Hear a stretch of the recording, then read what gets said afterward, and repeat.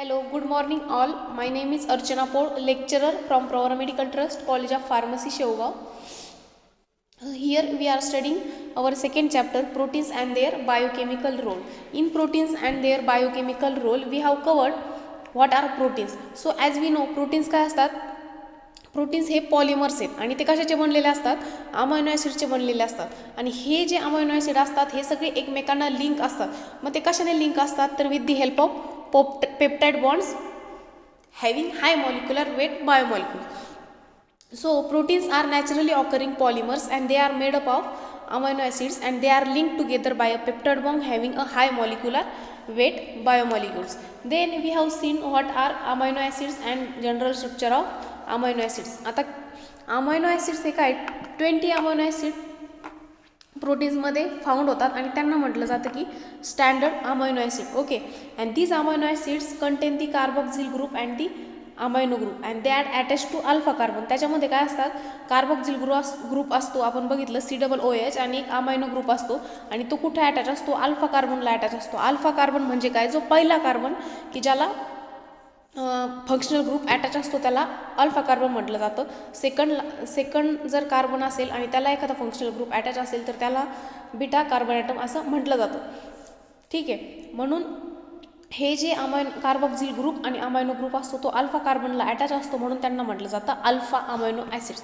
Okay, तर हे आपण बघितलं प्रोटीन्स आणि अमायनो ॲसिड. त्यानंतर जे आपण बघितलं classification of amino acids. In that we have covered the various classes. They are aliphatic amino acids, aromatic amino acids, acidic amino acids, basic amino acids, sulphur containing amino acid, hydroxyl group containing amino acids आणि imino acids. Okay, also we have covered essential and non essential amino acids. आता जे amino acid जे असतात जे आपल्या बॉडीमध्ये synthesise होत नाही, जे आपण एक्सटर्नली डाएट थ्रू घेतो आपल्या बॉडीमधले वेगवेगळ्या फंक्शनिंग जे नॉर्मल चालण्यासाठी, ते असतात इसेन्शियल अमायनो ॲसिड्स. आणि नॉन इसेन्शियल अमायनो ॲसिड जे असतात की जे आपल्या बॉडीमध्येच सिंथेसाइज होतात ते असतात नॉन इसेन्शियल अमायनो ॲसिड्स. त्यानंतर आपण बघितलं होतं physical properties of amino acids. त्याच्यामध्ये आपण बघितलं सोल्युबिलिटी काय, optical activity, acid base behaviour. त्यानंतर आपण बघितलं zwitterion of amino acid, isoelectric pH. Then base chemical properties आपण बघितल्या. त्यामध्ये आपण कवर केलं की ninhydrin reaction with 1-fluoro-2,4 dinitrobenzene. Then reaction of R group. ह्या सगळ्या गोष्टी आपण लास्ट लेक्चरमध्ये कवर केल्या. ठीक आहे, so today we are going to discuss first what is covalent interaction and non covalent interaction. आता कोव्हॅलंट इंटरॅक्शनमध्ये फर्स्ट जो आहे पेप्टाइड बॉन्ड. जसं मी तुम्हाला सांगितलं अमायनो ॲसिड काय असतात? एकमेकांना लिंक असतात with the help of peptide bond. तो जो बॉन्ड असतो त्यांना म्हटलं जातं peptide bond. Okay, the alpha carboxyl and alpha amino group of different amino acid.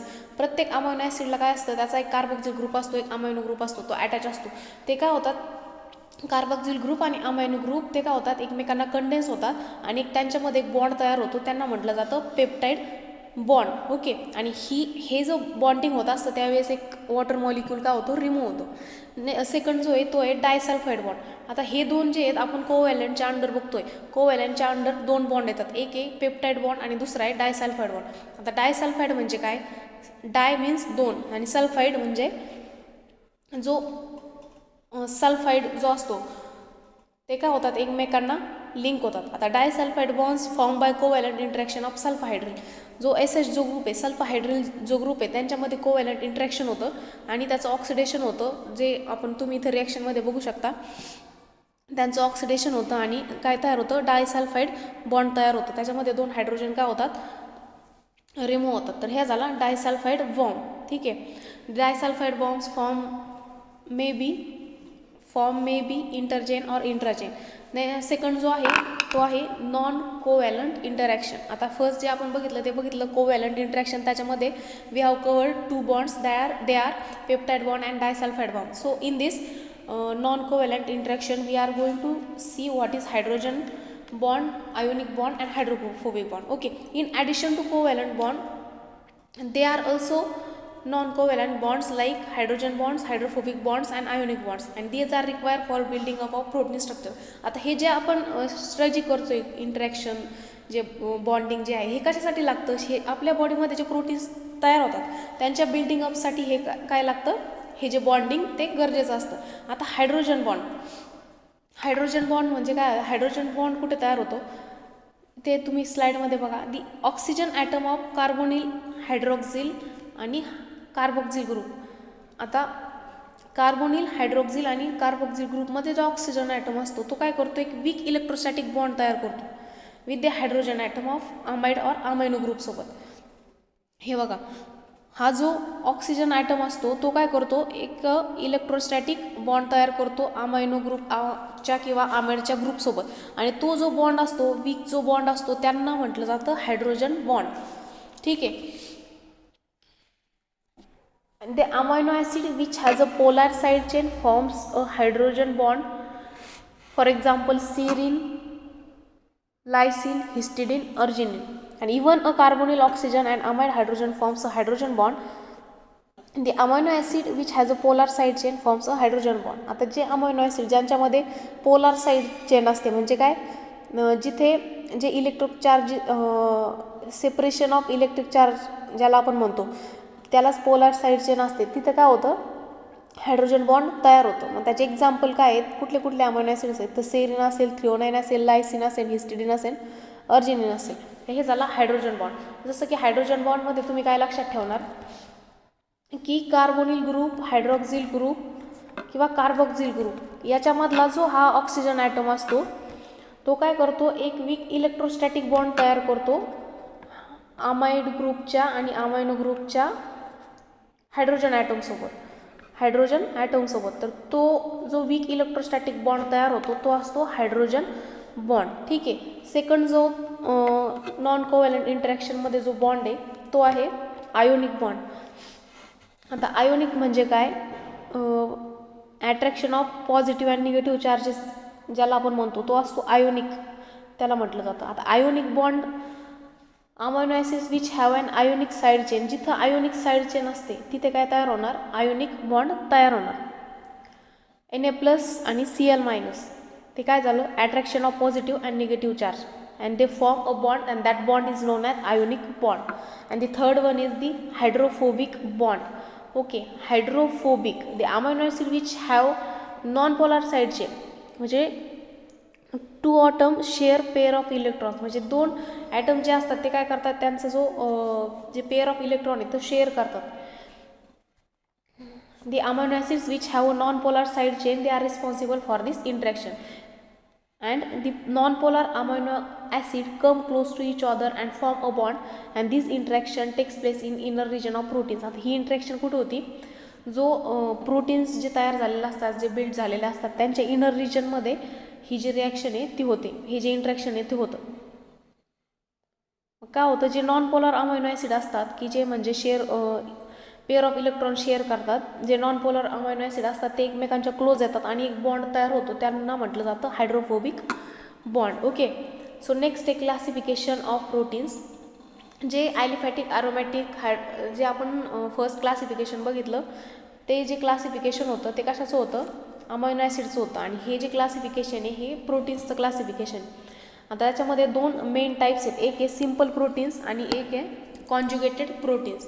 आता फर्स्ट जो आहे तो आहे सिम्पल प्रोटीन्स. आता simple proteins depending upon the chemical nature, proteins are broadly classified in two types. They are simple proteins and conjugated proteins. And simple protein is again subdivided into protamines, histones, albumins and globulins, epidermal proteins, scleroproteins. हे simple प्रोटीनचे sub type झाले. आता simple protein काय असतं, it contain only amino acid residue and no other intimately bound material. आता हे काय आहे, ह्याच्यामध्ये फक्त अमायनो ॲसिड असतात आणि कुठलं जे अदर कुठलं मटेरियल नसतं.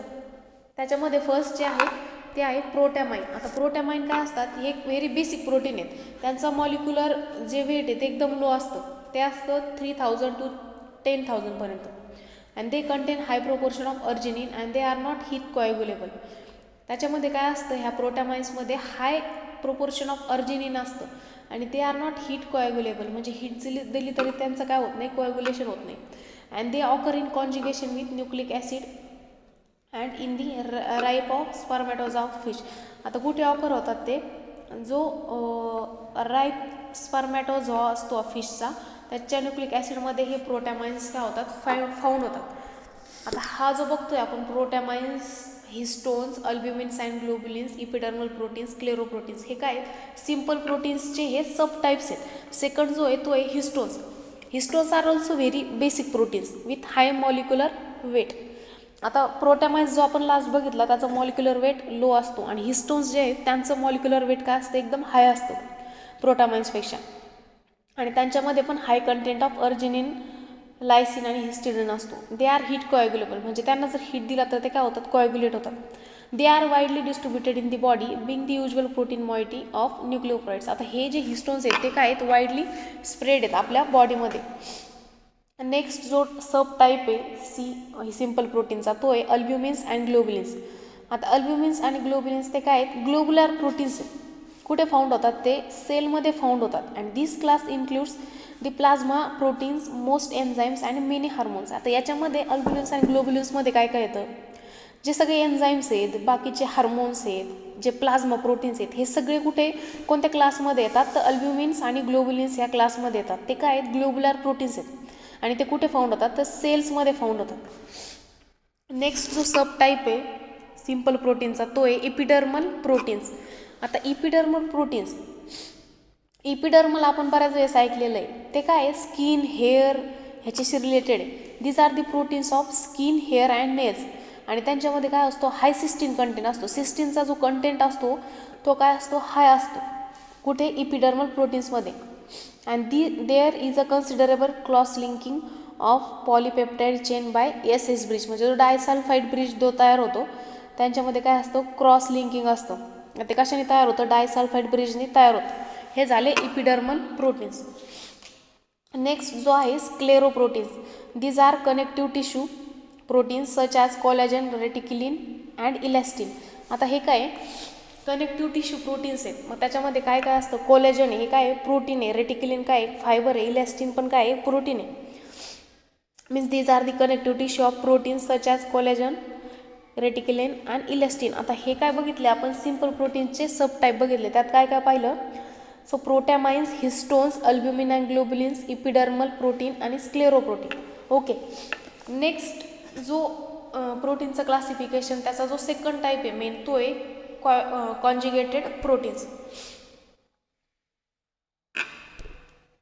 आता कॉन्जुगेटेड प्रोटीन्स म्हणजे काय असतात, जसे सिम्पल प्रोटीन्स फक्त सिम्पल प्रोटीन्स असतात, त्याच्यामध्ये कुठला अदर ग्रुप नसतो, तसे कॉन्जुगेटेड म्हणजे काय असणार आहे, कॉन्जुगेट असणार आहे एखादा अदर सबस्टन्स किंवा एखादा अदर ग्रुप की जो काय करेल, त्याचा स्वतःची एक कॅरेक्टरिस्टिक दाखवेल, कॅरेक्टरिस्टिक प्रॉपर्टीज दाखवेल, म्हणून त्यांना म्हटलं जातं कॉन्जुगेटेड प्रोटीन्स. आता त्याच्यामध्ये जो फर्स्ट सब टाईप आहे कॉन्जुगेटेड प्रोटीनमध्ये, तो आहे न्यूक्लिओ प्रोटीन्स. त्याच्यामध्ये 6 सब टाईप्स आहे. त्यातला फर्स्ट जो आहे that one is nucleoproteins. And this nucleoproteins are form by combination of a histone और प्रोटॅमाइन विथ रायबोन्यूक्लिक ॲसिड और डिऑक्सिरायबोन्यूक्लिक ॲसिड. आता न्यूक्लिओ प्रोटीन्स हे काय आहे, हिस्टोनसोबत किंवा प्रोटॅमाइनसोबत कंबाईन होऊन हे प्रोटीन फॉर्म होतात. These are form by combination of histones और प्रोटॅमाइन्स विथ जो RNA आणि आपण DRNA म्हणतो, रायबोन्यूक्लिक ॲसिड किंवा डिऑक्सिरायबोन्यूक्लिक ॲसिड, याच्यासोबत हिस्टोन आणि प्रोटीन कंबाईन होतात आणि न्यूक्लिओ प्रोटीन्स त्याला आपण म्हणतो. ओके. जो नेक्स्ट जो आहे तो आहे chromoproteins. Chromoproteins they are generally soluble proteins and they are combine with a chromophoric group. Chromophoric group म्हणजेच काय, त्याला कलर्ड ग्रुप म्हणतो आपण. This chromophoric group is a haem म्हणजे काय, हिमोग्लोबिन अँड रायबोफ्लोबिन, की ज्याला फ्लेवोप्रोटीन्स असं म्हटलं जातं. आता काय आहेत हे chromoproteins, they are generally soluble proteins. हे काय, सोल्युबल होणारे प्रोटीन्स आहेत. ते कशासोबत कंबाईन होतात, क्रोमोफोरिक ग्रुप जो असतो, कलर्ड ग्रुप जो असतो त्याच्यासोबत कंबाईन होतात. आणि हा जो क्रोमोफोरिक ग्रुप असतो तो कोणता आहे, ते हिम आणि रायबोफ्लोबिन म्हणजे हिमोग्लोबिन आणि रायबोफ्लोबिन, किंवा त्याला फ्लेवोप्रोटीन्स असं पण आपण म्हणू शकतो. ठीक आहे. नेक्स्ट जो आहे third class, that is phosphoproteins. This phosphoproteins they are either ortho or pyrophosphate or phosphodiester. Milk casein is a globulin which contain about 1% of phosphorus and pepsin contains 1 atom of phosphorus per molecular protein. Okay. तर हे फॉस्फोप्रोटीन्स काय आहे, हे एक तर ortho किंवा pyrophosphate किंवा फॉस्फोडायस्टर्स आहेत. आता मिल्क केसिन जे असतं हे काय आहे, ग्लोबुलिन आहे. ज्याच्यामध्ये काय असतं 1% फॉस्फरस असतं आणि पेप्सिन कंटेन असतो आणि 1 ॲटम ऑफ फॉस्फरस, म्हणजे प्रत्येक मॉलिक्यूलला पर मॉलिक्यूलला काय आहे, एक फॉस्फरसचा ॲटम आहे किंवा प्रोटीनचा एक ॲटम आहे. ते झाले फॉस्फोप्रोटीन, म्हणून त्यांना म्हटलं जातं फॉस्फोप्रोटीन. कारण फॉस्फोप्रोटीन जसं नावात दिलं की प्रत्येक प्रोटीनला प्रत्येक ॲटमला काय आहे, फॉस्फरसचा एक मॉलिक्यूल अटॅच, म्हणून त्यांना म्हटलं जातं फॉस्फोप्रोटीन. नेक्स्ट जो आहे ग्लायकोप्रोटीन. आता ग्लायको म्हणजे काय, याच्यामध्ये अमायनो शुगर ॲसिड्स किंवा सल्फेट असतात, म्हणून यांना म्हटलं जातं glycoprotein. This consist of amino sugar acids आणि sulphates. Okay. Next second last is lipoproteins. आता as the name indicates this is the combination of proteins and lipids. Lipoproteins means lipids आणि proteins, म्हणजे काय आहे, लिपिड्सचं आणि प्रोटीन्सचं काय असतं तिथं कॉम्बिनेशन असतं, म्हणून त्यांना काय म्हटलं जातं, लिपोप्रोटीन्स म्हटलं जातं. ते कुठे फाउंड होतात, ते बायोलॉजिकल मेम्ब्रेनमध्ये, प्लाझ्मामध्ये, ब्रेनमध्ये हे जे लिपोप्रोटीन्स असतात ते काय होतात, फाउंड होतात. लिपिड्स आणि प्रोटीन्सचं कॉम्बिनेशन असेल तर त्यांना काय म्हणणार, लिपोप्रोटीन म्हणणार. ओके.